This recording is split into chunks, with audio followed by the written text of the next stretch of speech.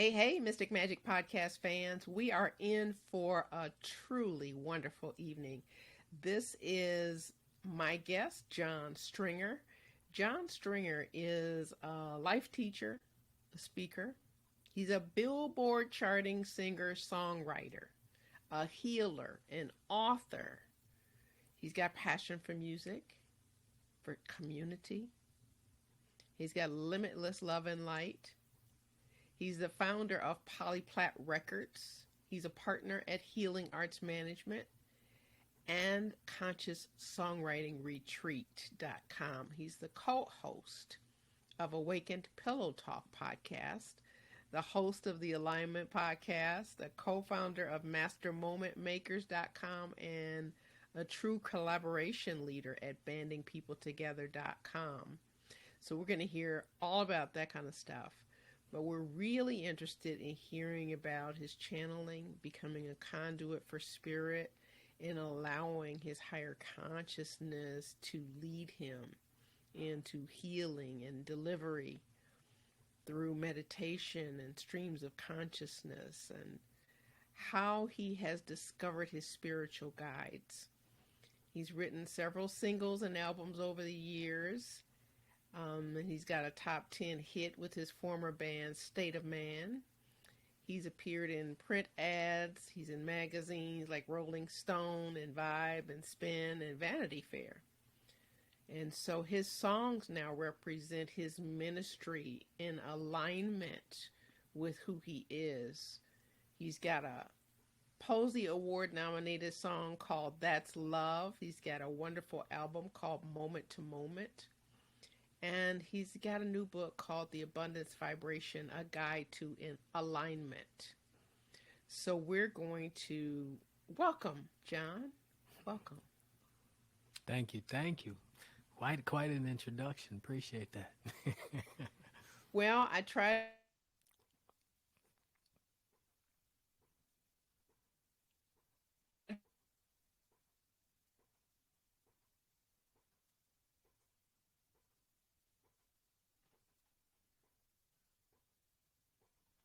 to it. I like for people to know that we have quality guests on Mystic Man. Excellent. Excellent. Can you hear me? Now I can. I'm making sure I Okay. have followed your instructions well and making sure I don't have a lot of stuff open because it froze up for about 3 seconds. Okay. Okay. Can you Okay. hear me If it was now? just 3 seconds, that's okay. Yeah, we Well, can more cut like that. 5 seconds, but yeah. We can cut that part out. Perfect. Okay. I wanted to find out when you discovered your passion for music. Mm, that's a good question.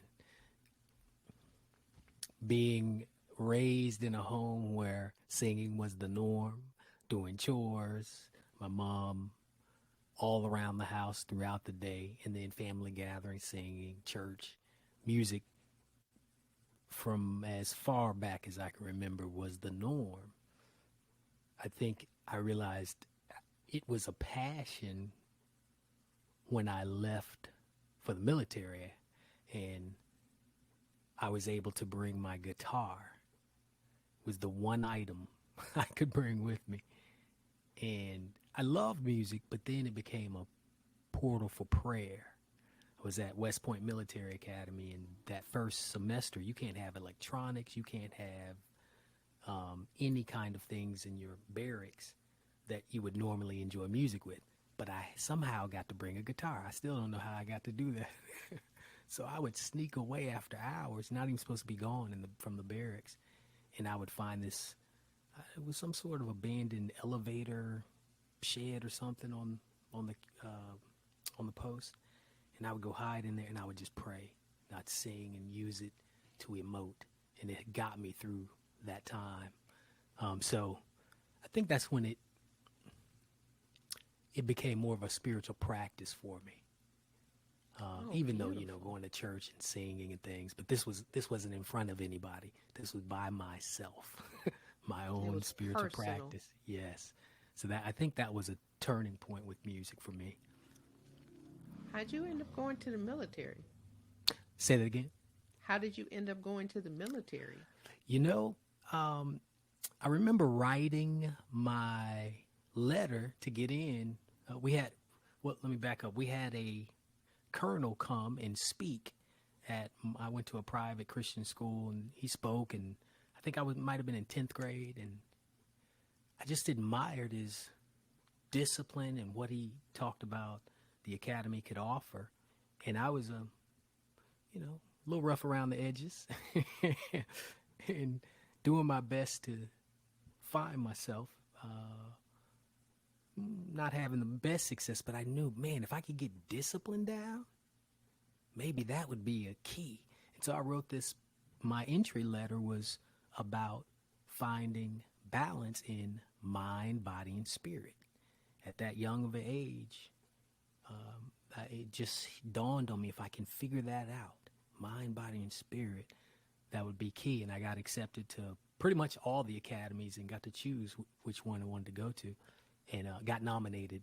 That is, not accepted, but was blessed to go to West Point for first year, and thought that that was the answer, and found out it wasn't. But what they did give me were tools, from performance enhancement tools. I remember being in an egg like the Olympians would do, monitoring my heart rate, learning how to use my breathing to slow my heart rate down, learning how to set goals and backwards plan, to journal, learning all these success practices that didn't necessarily take right then, but planted the seeds.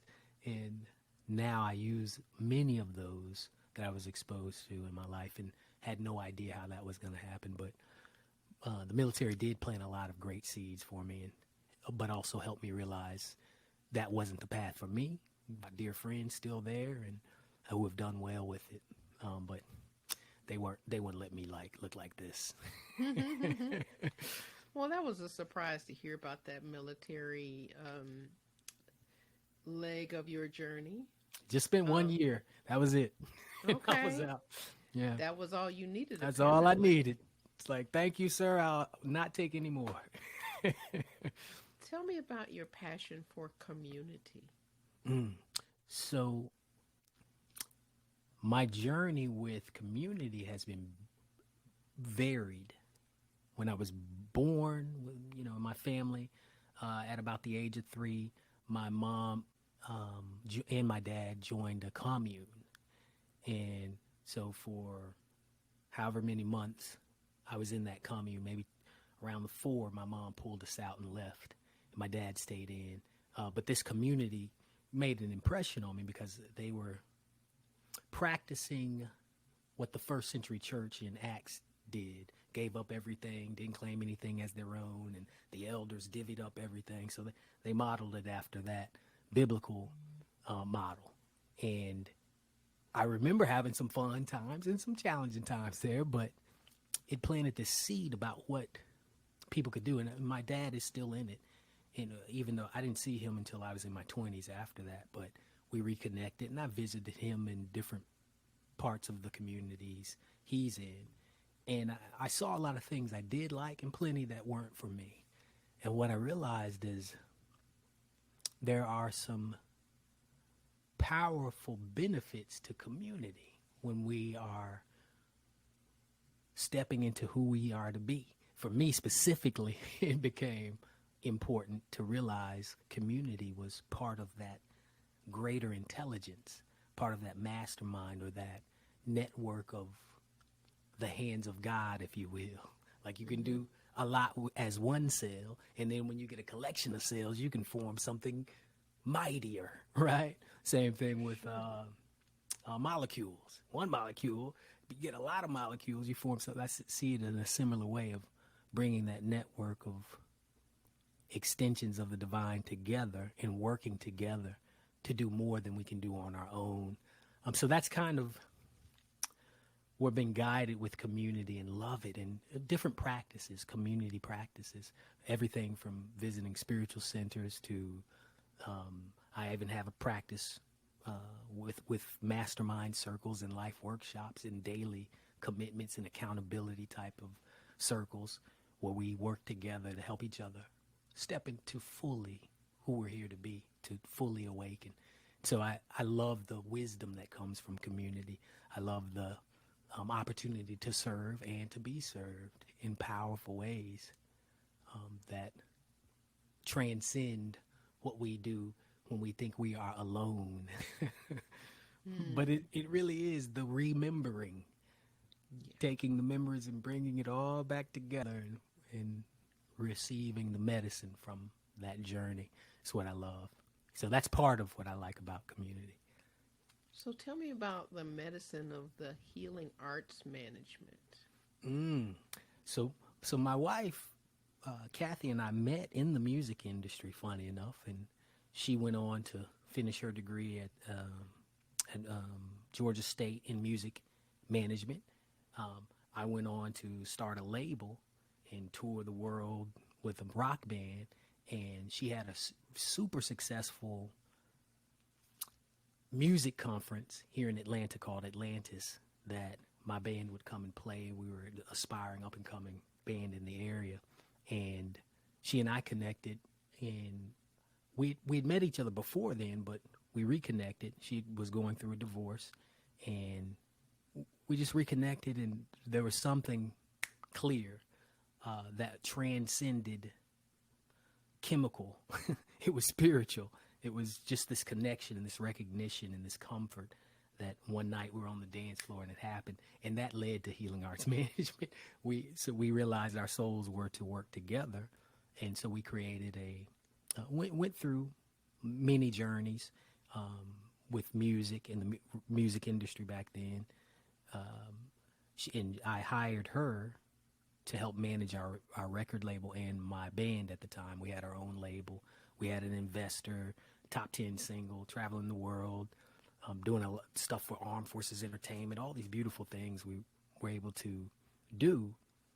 And she and I were both dating, and she became an employee, I'll say, but really she was like more like a boss. We hired her, and she was taking names and checking off lists and making sure we knew what the heck we were doing. And we became just very clear in our spiritual path together. She was a catalyst in my growth, and in our spiritual path together, we became very clear that we were partners in what we were to bring to the world. And that was one of my desires anyway, to have a partner I could work with in the music industry. And so we formed Healing Arts Management to manage events, art at the time, artists as well. Myself, another hit writing artist named Jill Colucci at the time, wrote stuff like "No One Else on Earth" for Winona, all these big hits, right? Incredible. And then she had a wonderful healing album as well. So we were managing artists, doing events, retreats around the world, from Peru to Italy to Jamaica. Wonderful things, and all of them were for transformation, for healing, and for expansion, to really enjoy ourselves as well, not just go within, but integrate the within and the without, and to create the experiences we wanted to create. And so it's been a beautiful. Now we've a beautiful journey. Now we've moved into more of the event side, and the only artists or speakers are myself and Kathy. She's stepped out of just the management side. Now she's hosting women's retreats, from tantric and sexual empowerment retreats to women's journey healing retreats, about empowerment, about releasing those things that not only don't serve but are now becoming complete blocks to Mm-hmm. expansion and really expanding. So she's done a great job of bringing wonderful, powerful women together and stepping into her own power. I've been honored to be able to support that journey. I had people like Ricky Byers and all kinds of powerful women come and facilitate all sorts of realizations in these retreats for women. So looking forward to doing more of that work. And then we're doing things like breath work and concerts and all sorts of things as well domestically. And then visiting, we still visit retreats and wonderful, wonderful events like, so this isn't healing arts management, but we get invited to other events like celebrate your soul. So I'm looking forward to that powerful event for many reasons. Um, and Yeah. and we're able to oftentimes Kathy will come and also co-present with me in other events, like we have some coming up where we're both facilitating. So from workshops to concerts, you name it. So very blessed. I know that's a mouthful, So but that's tell kind me, of healing arts management, the medium-sized story. okay. So tell me about the conscious songwriting retreat, and we are definitely going to talk about celebrating our soul. But I want to give some background and some depth Yes, to what you're doing in terms of your work. I know you're doing some songwriting with the youth and that's celebrating right. our soul, Hmm. and you have a regular songwriting retreat that you do. Correct. So COVID side tabled it for a little bit. We're looking at going to Jamaica for the next one, but we've had most of them in the U.S. We've had four beautiful ones. The first one was invitation only. I had some Posse award winning writers and aspiring writers and singers come together at a mansion, and we just did our thing. And I taught them shared the method that I received on how to bring things through, whether it's music, whether it's answers, whatever. It works for anything, right? And we wrote several songs, and one of them is yet to be recorded on that first one. But we've had consecutive years where then we opened it to the public, and from youth to seniors, we've had a wide variety of people attend this and learn from not only myself and I call it the alignment meditation, the alignment method that I teach, but also from award-winning artists like Jill Colucci with number one hits. Got to learn from Patricia Bahia, who's won so many awards for all kinds of music, many placements on MTV and television and movies. She came to teach the whole licensing and placement and how to write for film, as well as the business side of that. And we've had instructors come, like Tracy Hale, who's written for Rihanna and some other big names. Come, we had our buddy Speech from Arrested Development lined up, and then when you know, he just put out a new album and it's blowing up. Arrested Development's last album. So we're hoping to line him up for a future one once we get the next date. But we just had some wonderful facilitators join and educate and share their knowledge for aspiring songwriters. And some of these songwriters just came because they were attracted to what we're doing and didn't really know how to write a song. And so we had a track for them to help them. And then the writers at different levels, we were able to really meet their needs, as well as brought my buddy from banding people together, Alan, who teaches behavioral science. Uh, one of the behavioral experts there that teach collaboration skills. He came in to do an assessment so people could understand, if you've ever heard of DISC analysis, how they work with others. So there's some science behind collaboration as well, not just the art. So we had just a good time empowering people on how to work with each other and how to listen to that higher level of consciousness, thus conscious songwriting retreat, to bring through what the music is seeking to be. So we're going to use that same simplified model when we teach the youth how to use that meditation and how to listen for what the song is seeking to be. And they'll help create the lyrical composition. And then we get to perform that Sunday. So I'm really Yeah. excited about that. Now, what is this bandingpeopletogether.com? So bandingpeopletogether.com, my buddy Alan Schaefer created a wonderful curriculum and consultation for high performing organizations, C-suite executives, from NASA to Microsoft to you name it, ESPN, the biggest brands in the world we've presented to and helped them learn collaboration skills.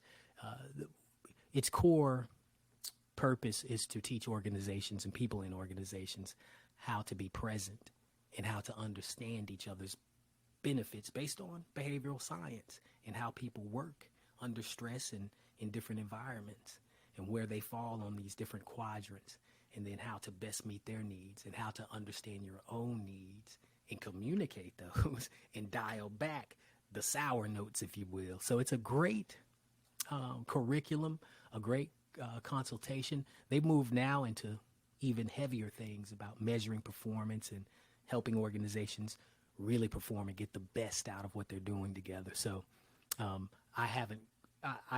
I'm more like the introductory level to help people understand the basics of and the science behind collaboration. And now that organization has gone way beyond that. So there are things I don't even know what they're doing, but I told you what I do know. Well, you are doing all kinds of important work. And I suspect that this might have something to do with the channeling work that you did at some point in your life where you Hmm. consciously chose to become a conduit for spirit. Can Yes, you share what that process and experience was, how you kind of came into that and what has absolutely. resulted from it? Sure. So that process started from since I was a kid when I first heard Solomon hear in the background from the Bible stories, what would you like? And he answered, you know what? Wisdom. And then he was blessed. And I was like, that's what I want. I want wisdom. And so um, that eventually changed into wanting to hear direct from the divine. And I spent a 10-year journey out of college after childhood. I had a pretty, you know, childhood with all kinds of crazy stuff that I looked back and was guilty about and wished I hadn't have done and made a lot of mistakes and, skeletons in the closet and all that. So as an adult, I was really looking for how do I resolve? How do I heal? I don't like who I've become, guilt and shame and all that stuff. Just like, how do I do this? And I tried several different things that didn't work for me. And finally, I just called out after a 10-year touring the world, having what looked like success on paper and realizing I was miserable and out of control emotionally. I'm like, okay, show me what works. You got to, whatever this power is, whatever God, whoever that is, show me. You got to show me what works because I can't go on like this. And that's what brought me to learning meditation, learning how to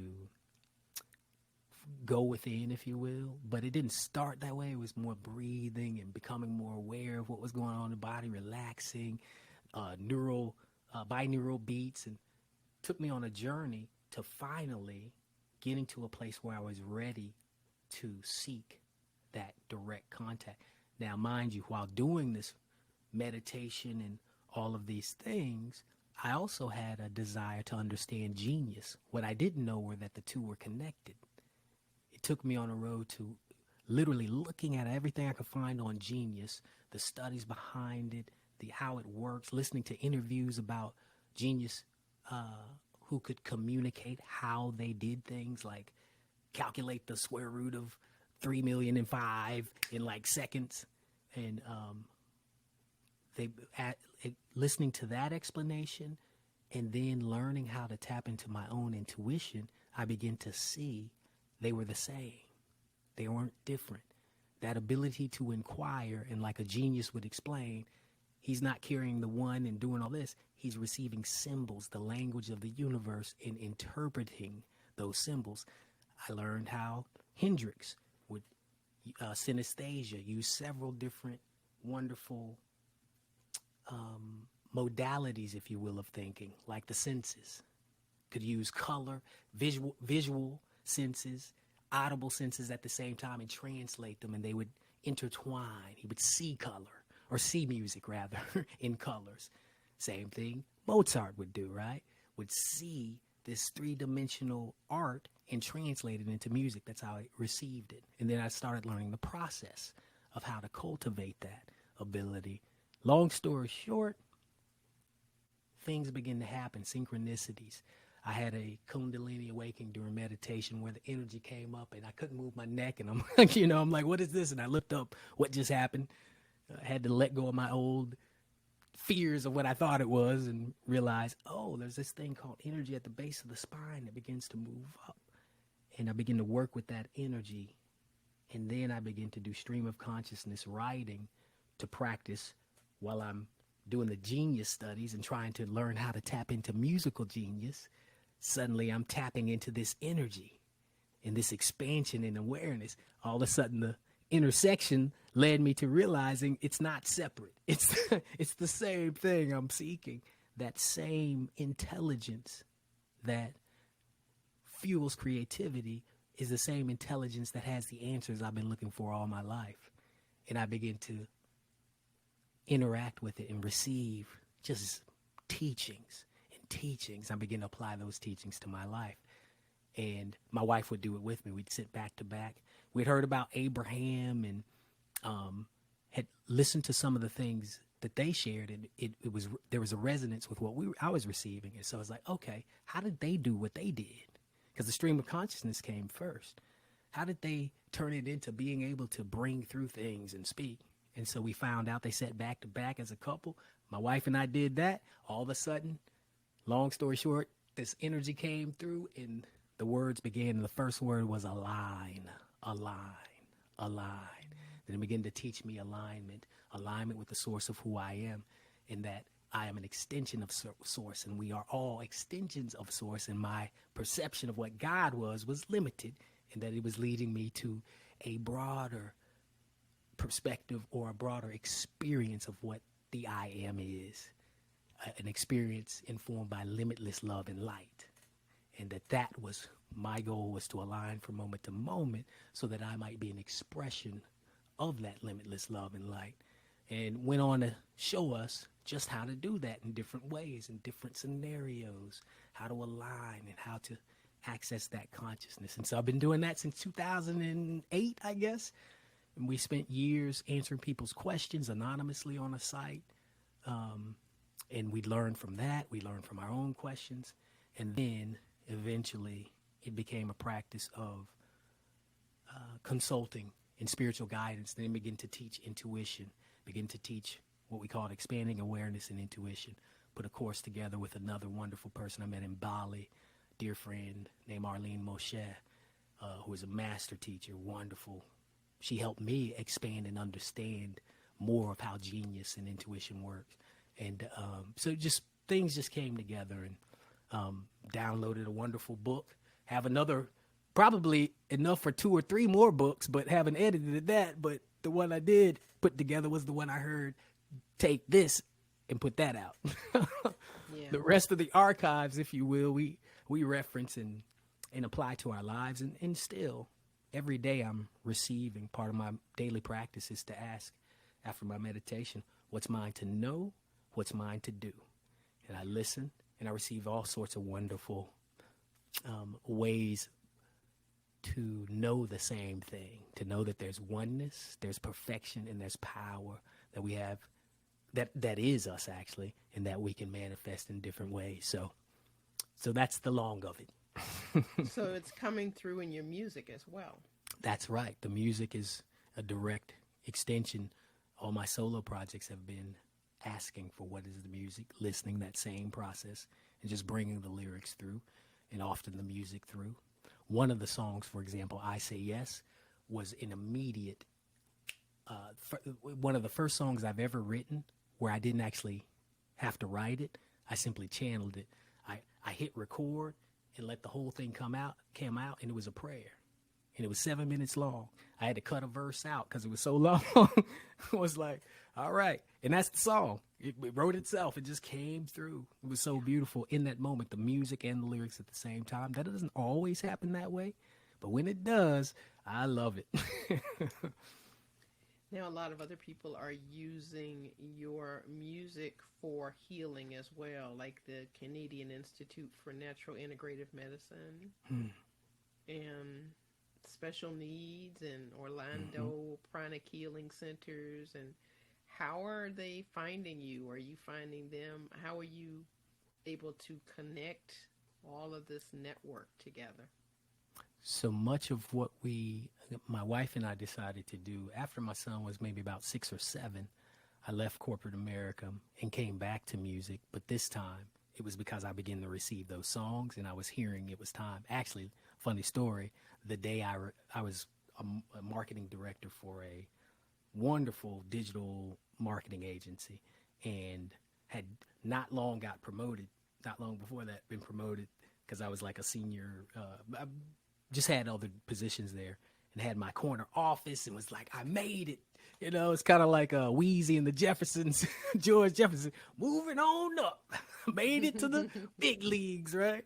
Got my nice corner office, got my suits, you know, got kids in private school, and we're working towards, at the same time, building something, a side hustle or whatever you want to call it. But it was more so listening to what we needed to do to create other income so I could leave and then be serving in that capacity.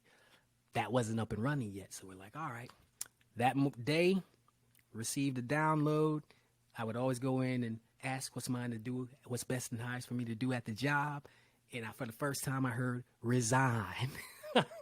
I'm in the little office like, wait. Did we have a plan to make money first before we leave this? It's like, resign when? Now. I'm like, oh, I got to call my wife. We got to talk about this. So we talked after some tears and, you know, releasing our resistance. I resigned that day, and that led me to this wonderful journey of surrender, listening, and complete service. Like everything I do now is just service in alignment with listening to what's mine to do, not what somebody else is necessarily constructing, but what's mine to do. So all the ways, all the things we're offering, from the music to the teachings to the books to the healing arts management, all of it is just what we're hearing is the next step to the building community, all of it. So very grateful for that. I had the realization actually that, wow, I'm more fulfilled now than I've ever been. And it's truly through the grace of listening and surrendering and saying yes. And so many people have found the music through just us touring and traveling and following that plan. And it's brought the right people and brought just different connections. And we stopped some time ago, almost 2 years ago, we stopped booking. Like we don't put anything out there and ask it and reach out to people anymore, because we heard from Spirit, let it come to you. And so everything we need comes to us, and we very grateful for that. Well, I don't know if Celebrating Our Soul came to you. Yes, it did. Reverend Linda, she came to me and said, John, check this out. We got something planned. I was like, I'm all ears. Okay. So Yeah. what made you say yes? I listened to Spirit. Spirit said, do it. I was like, okay, I'm in. That's what every opportunity we get, we ask, is it best and highest for all concerned that we move forward? And if we hear yes, we do it. Whatever the deal. And I heard a clear yes. Didn't even know what it was going to be yet. It was in the conceptual plans, but I told her I'm in. And now it's turned into more than I thought it was going to be. Yes. I'm so glad I heard yes, because it's powerful. This is going to be amazing. Well, we have a fabulous music team of which you are a part, and Yes. we have some wonderful musicians who will be with you. You'll be Hmm. doing some of your original songs. You'll be doing some historical songs as That's we right. take this journey from Africa to present day. You want to share what songs you chose and why? You know, I'm trying to. I know one of them was "We Matter," and that's Yes. been a pivotal work, if you will, for me because it came through energetically during the first. Uh, what would you call it? The right around the time when hashtag Black Lives Matters first emerged. Right around that time, before it became an organization and all the contention around it, it was more of a statement of fact, right? And when that emerged, I remember meditating and catching this energy that just felt ancestral, but it was ancestry energy of many who had been oppressed. And this song just came through called We Matter, and that Mm. just felt the energy of it felt like a healing song. And it really talks about separation and actually releasing separation being the key, right? So I love that song, getting to share that.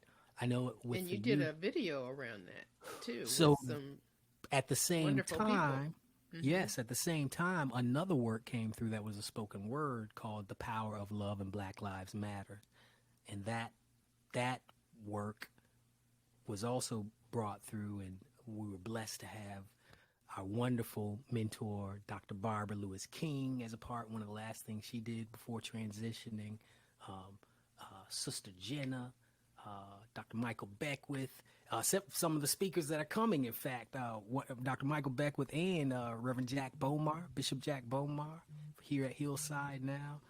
Just so many wonderful souls. Louis Gossett Jr., you name it, all came to support this work. And so we were very fortunate to share that message. It was another message of unity, a message of healing, and a message of love. So, yeah. But you're also doing a couple of songs, I think, from the civil rights era, right? So I'm doing one of those songs. That's right. One of Okay. my all time favorites. I don't do it like he does it. I do it the way I do it, but I honor good old Sam Cooke, one of his post-mortem songs. Um, Probably to me, one of the most iconic songs from him of that time. And for him, I remember reading about how he felt like this was a remarkable piece, a remarkable work. Change is going to come. I remember seeing that in the Malcolm X movie and watching just the way Spike handled that piece. I was like, oh, I fell in love with that Hmm. song. And so, yeah, so I'll do it the way I can do it, which will be perfect. It won't be Sam Cooke, Yes. but it'll be perfect. I love that song. I just love Sam Cooke's energy too. So honored to be able to share that one. Yeah, and plus you're co-creating a song with the kids and Yes. giving them a creative outlet to be able to Yes. express, which is beautiful. And the beautiful And thing is, they don't even mhm, have to have any talent as far as that they know of, because we're going to show them how to tap into that talent. Whether they've written a song before or not, doesn't even matter. These youth are right. going to learn a process to actually expand beyond that limitation and actually begin to listen to for lyrics and for music. And the crazy thing is, that gets the wheels going if they haven't been doing that to apply it in other ways. My son does it every morning now. He listens for the lessons, right? So it's just a beautiful practice. Wonderful. Now I know that